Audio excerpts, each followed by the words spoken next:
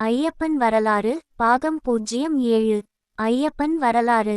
அதை கண்டதும் குருவான முனிவர் மிகவும் மகிழ்ந்து எல்லையற்ற ஆனந்தம் கொண்டார்.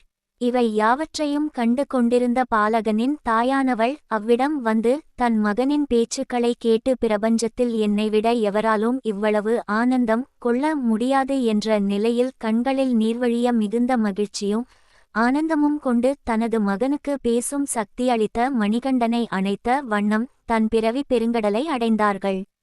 யாரென்று உணர்தல். ஆனந்த நிலையில் இருந்து இவ்வுலகிற்கு வந்த முனிவரும் மணிகண்டனிடம், யாரப்பா நீ? உன்னை நான் காணும் போதே கண்டு கொண்டேன். நீ சாதாரணமானவன் அல்ல என்பதை யார் நீ என்று கேட்டார். இரகசியம் வெளிப்படுதல்.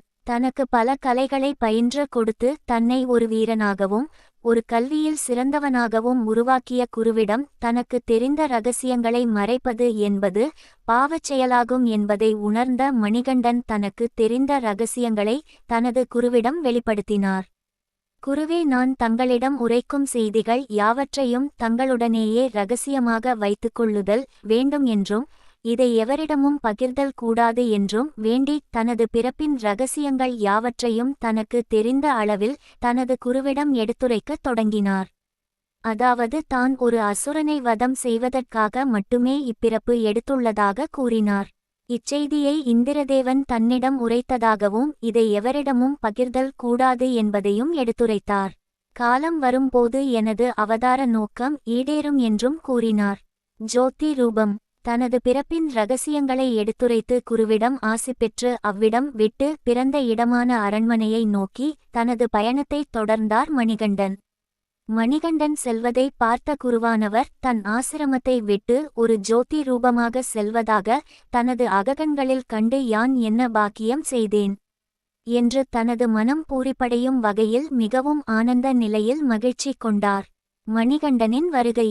குருகுலத்தில் தனது கல்வியை முடித்து ராஜ்யத்திற்கு மணிகண்டனின் வருகை தரும் செய்தியை அறிந்த மன்னரும் மிகுந்த மகிழ்ச்சி கொண்டு ராஜ்யம் முழுவதும் அலங்காரங்களுடனும் பலவிதமான இசை முழக்கங்களுடனும் அவரை வரவேற்க காத்து கொண்டு இருந்தார். ராஜ்யம் எங்கும் அவர் வருகையை ஒட்டி அழகிய மலர் அலங்காரங்களுடன் அலங்கரிக்கப்பட்டு கொண்டிருந்தன. மணிகண்டன் வரும்பொழுது பெண்களும் பெரியவர்களும் வரவேற்று கொண்டிருந்தன. படை வீரர்கள் சூழ மணிகண்டன் அரண்மனையின் நுழைவாயிலை அடைந்து அரண்மனைக்குள் நுழைய முற்படுகையில் அரண்மனையில் இருந்த பெண்கள் அவரை மிகுந்த அன்போடும் பாசத்தோடும் வரவேற்றனர். வயதில் மூத்த பெண்கள் ஆரத்தி எடுத்து பொட்டிட்டு அவரை மிகுந்த அன்போடு வரவேற்றனர். மகாராஜாவும் மகாராணியும் மணிகண்டனை மிகுந்த அன்போடு வரவேற்று அவரிடம் தனது சகோதரனையும் காட்டி மிகுந்த ஆனந்தம் கொண்டனர்.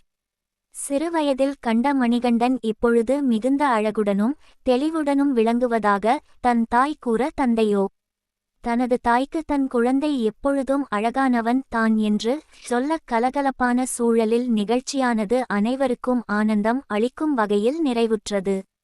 ஆனால் ஒருவரை தவிர. அமைச்சரின் சூழ்ச்சி.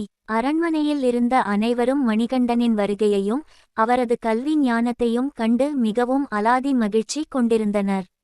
ஆனால் முதலமைச்சர் மணிகண்டனை காணும் போதெல்லாம் தனது பதவியானது பறிபோனதே என்ற எண்ணமே அவருக்கு மேலோங்கத் தொடங்கியது. தான் அரியணை ஏறாவிட்டாலும் மணிகண்டன் அரியணை ஏறக்கூடாது என்பதில் தீவிரமாக இருந்தார்.